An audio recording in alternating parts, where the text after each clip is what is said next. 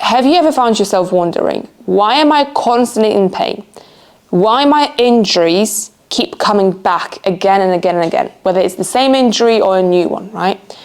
Why can I not just move normally? Why can I just not wake up normally without any pain, stiffness, or, wondering, okay, is today going to be the day, or is today not going to be the day, right? If that sounds like you, listen, I would like you to start rebuilding your foundation. And now you might be wondering, and I've heard this before, what does it actually mean, right?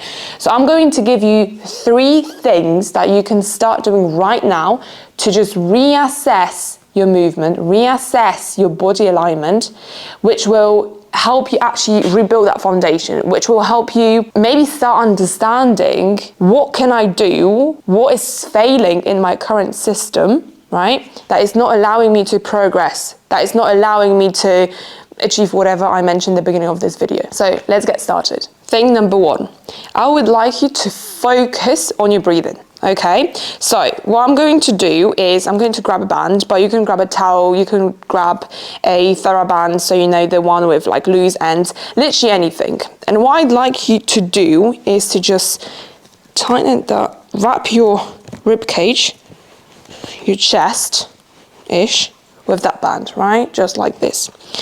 What this will help us to do is to just understand, how am I breathing, okay? Where is my rib cage? Is it my rib cage expanding? Is it my shoulders moving? Is it my tummy moving?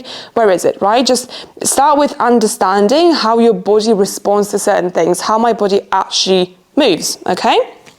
So, with this band, I just want you to breathe normally, right? Like, don't think about this band like it can be loose or whatever. You can even, wrap this around your ribcage later down the line, but I'm gonna start explaining here. So I want you to just breathe in and then breathe out, okay? And do it a few times. Then try to bring your attention to what I just said, where that air is coming in. Is it coming in my, lungs, my rib cage? Also, this is just very simplified, because obviously the air is coming into your lungs, right? But we just want to focus on, okay, is my diaphragm, for example, is my ribs working properly, okay? Or is it my shoulders? Am I like overcompensating? What am I doing here, okay? So first of all, can you feel it? Is it your shoulders? Is it your rib cage? Is it your tummy? Moving, right? And now what I want you to do finally with this band is to wrap it around, tighten it a little bit more, right? And try to breathe into that band. Okay, do you think you could isolate your shoulders if that's if your shoulders are moving? Can you isolate the tummy? Can you actually minimize the movement, and can you just breathe into the band by expanding your ribs in and out, in and out, in and out, in and out?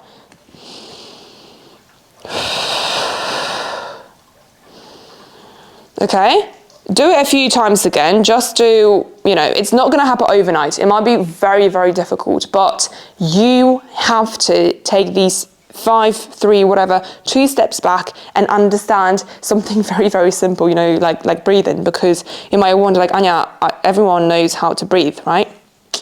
Not really. And why am I talking about breathing? Because later down the line, if you want to add a little bit more difficulty to your training, breathing, I'm talking about like, intensity, speed, weight and everything. Breathing is key for that correct intra-abdominal pressure, maintaining the correct spinal alignment, pelvis, shoulder alignment, rib cage, pelvis alignment, everything. This is like your tempo, what I like to call it. And being able to breathe properly is like step 1. It's like walking, or even being able to stand, on your feet before you can even try to run or even walk, right? So this is step number 1. Thing number 2 is going to be your rib cage alignment, okay? And before explaining why is it important, what do I mean by this, I'm just going to show you what to do that you can practice literally as you're watching this video. So first of all, I want you to lay down onto the floor, okay? Find this your most comfortable position, I would say, and I just want you to draw attention to every single part of your body that is touching the floor, okay? So your feet, your glutes, your back, your mid-back, upper back, neck, whatever, right? And now, I want you to find these, hopefully not sticking out, but if they stick in, it's also okay. The bottom, let's call it, of your rib cage, so the ribs, right? This part of your tummy. And the correct positioning of the rib cage is when it's kind of square, it's parallel, it's stacked above the pelvis, all right? And what do I mean by this? I first of all want you to imagine that your rib cage is trying to sink into the floor, right? But very important thing here, I don't want you to move everything, right? Including your pelvis, your legs, your glutes, your back, your this, your neck and everything, so that it can be sunk in, right? I just want you to imagine that it's like nicely being spread out, sinking into the floor, okay? Now, what we want to achieve here is that correct alignment, like I said earlier, between your pelvis, the rib cage, and even shoulders later down the line, okay? So, what I would like you to try first, after, you know, becoming aware of your whole body, becoming aware of like, okay, is my rib cage like expanding, you know, you did your breathing exercise, everything. Where is it? Okay, I got it. Now, can you bring your arms towards the ceiling? And what we're going to do is we're just going to reach overhead, okay, trying to touch the floor, but again, it's not about touching the floor. I know everyone can do it by doing, you know, a shoulder bridge, you know, by flaring, whatever, losing core engagement, everything, right? So no, it's never about going into these end ranges just, I don't know, for fun or for the sake of it, right? I want you to go into that direction just so I can show you something and just so you can understand the correct ribcage placement. As you lift the arms overhead, can you again draw your attention to the ribcage? What is it doing? Is it still nicely sinking into the floor, or is it going up towards the ceiling, which we call flaring, okay? This is very, very common. This may cause your lower back pain, your neck pain, your whole body pain, okay? What I want you to practice is to always trying to draw these ribs down, sinking into the floor, not flaring them, okay? So you can practice this, you can practice anything else. I'm talking about running, Muay Thai, weightlifting, blah, blah, blah. Try to always understand and become aware of where your pelvis, where your rib cage is, okay? In relation to your pelvis. Avoid that flaring, okay? Understand why am I flaring in the first place, okay? But before we move on to learning how to keep that, you know, core engaged and sinking the rib cage and everything, I first of all want you to just become aware of it, okay? Because this is going to take a little bit of time to be like, okay, I can actually feel my rib cage, right? And last but not least, probably I would argue the most important thing, but again, we can't really isolate things here, you know, always focusing on the whole body, taking this holistic approach. So, speaking of, last thing is going to be finding what is our neutral spine. Also becoming aware of our pelvis, our spinal positioning, our lower back, you know, where the pelvis is in space and everything, right? So, long story short, neutral spine is our spinal neutral, quite literally, position, right? So, you know that the spine has these curves, right, which are just normal. Everyone has a different curve, right, because we're all built different. So my curve can be a little bit bigger, your curve might be a little bit smaller, etc., etc. But what we're trying to learn here is to find your own natural or neutral spine, okay? To do so, we again going to lay down onto the floor, right? And again, we'll find our very comfortable position, right? Knee flexed, relaxed here, whatever, arms along the body, right? I'm going to be using my arms a lot just to show you exactly what I mean. But, so we spoke about the breathing, we spoke about rib cage placement, but we haven't touched on our pelvis and our spine alignment just yet, okay? So what I would like you to practice first, see what will happen if I just tell you, can you move your pelvis? Okay, if you can, great. If you can't, then follow this video and we're going to understand and learn how to together. So, pelvis, here, we will move it back and forth, back and forth. We will go into a posterior tilt, anterior tilt, if we're talking more scientifically. But basically what I would like you to do is simply just move your pelvis back and forth, okay? So, first of all, just practice this movement. What I mean is to move your pelvis just like this, so that you're creating this little gap between the floor and your lower back, and then you, again, what I hate to say, but you bring your belly button towards the floor so that your lower back touches the floor. And why do I say, oh, drawing the belly button towards the Because this is what you hear probably again and again and again in any core exercises. Just keep your back flat, bring your belly button to the floor, and that's it, right? Which is quite an unnatural position for our spines because, like we said earlier, spine has curves, and we want to be able to move whilst maintaining these natural curves, right? By stabilizing our deep core muscles, okay? So, question number one, can you just move your pelvis like this?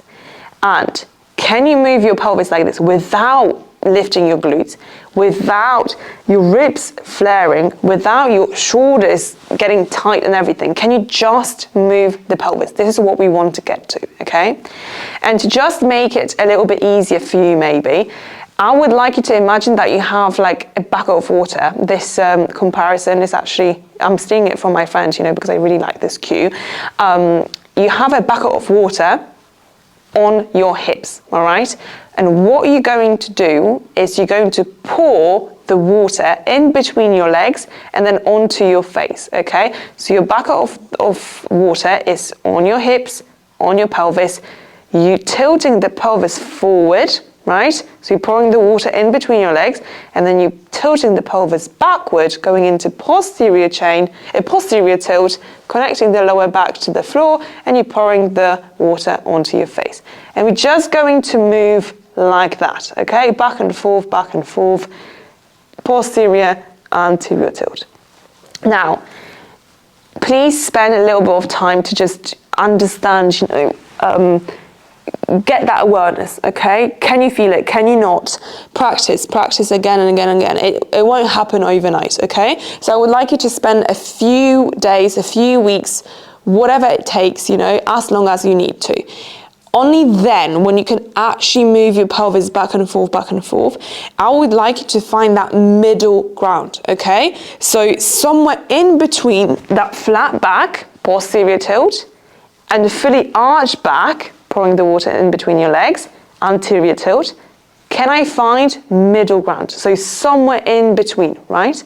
And this will be your neutral spine. This will be your natural, natural is probably better, curve of the spine that I would like you to just start practicing for now, okay? Just becoming aware of it, because this is the foundation that we just need to build, becoming aware of that positioning, right? To then focus on our other foundational elements, I would say, okay? This is very, very key aspect. So just do it as much as possible. You can do it even in standing, you know, laying is probably the most comfortable. Standing, sitting, wherever you can, okay? Becoming, drawing your attention to your pelvis. So these three things are key foundational elements that will finally enable you, literally treat them as enablers, to understand your movement patterns, maybe find some inefficiencies, some weaknesses. Maybe you're not able to breathe through the band, through your rib cage.